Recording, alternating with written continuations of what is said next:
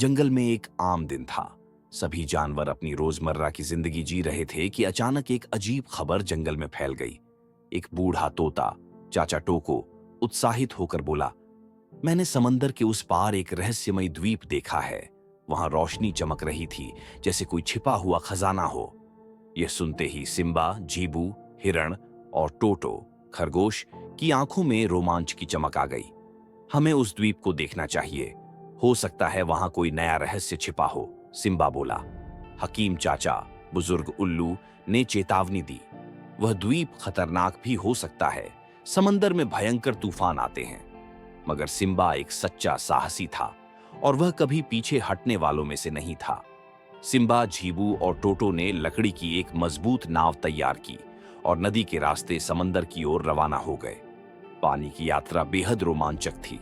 रंग बिरंगी मछलियां उनके साथ तैर रही थीं और पक्षी आसमान में उड़ते हुए मधुर गीत गा रहे थे। लेकिन जैसे ही वे द्वीप के करीब पहुंचे, अचानक बादल गरजने लगे, समंदर में ऊंची लहरें उठने लगीं और नाव हिचकोले खाने लगी। हमें सतर्क रहना होगा, सिम्बा जोर से बोला। कई मुश्किलों के बाद वे आखिरकार द्वीप के किनारे पहुंच गए। उनकी नाव टूट चुकी थी और अब लौटने का कोई रास्ता नहीं था जब तक कि वे कोई समाधान न निकाल लेते। द्वीप बेहद रहस्यमयी था। चारों तरफ अजीब पेड़ पौधे थे और कभी-कभी कोई अनजानी आवाज गूंजती थी, जैसे कोई उन्हें देख रहा हो। यह जगह कुछ अजीब लग रही है, जीबू ने धीमे स्वर में कहा। हमें आगे बढ़ना चाहिए, सिम्बा ने उत्साहित होकर कहा। चलते चलते उन्हें एक पुराना टूटा हुआ दरवाजा मिला, जिस पर कुछ रहस्यमयी निशान खुदे हुए थे।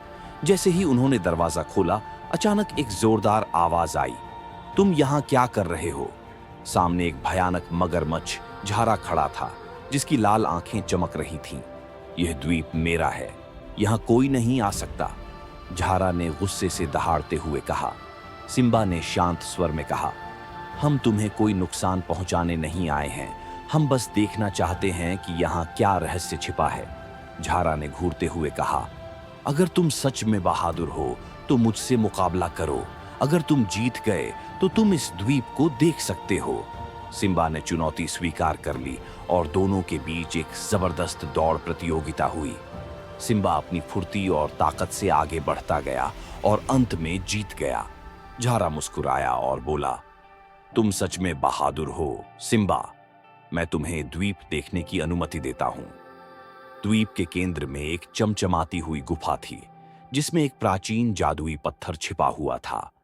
हकीम चाचा की पुरानी कहानियों में इसका जिक्र था कि यह पत्थर जंगल को सूखे से बचा सकता था।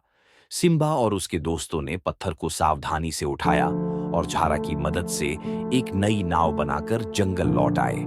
राजा जमर ने खुशी से कहा, सिम्बा, तुमने आज फिर एक अद्भुत काम कर दिखाया। सिम्बा मुस्कुरा दिया, क्योंकि उसने एक और रोमांचक मिशन सफलतापूर्वक पूरा कर लिया था।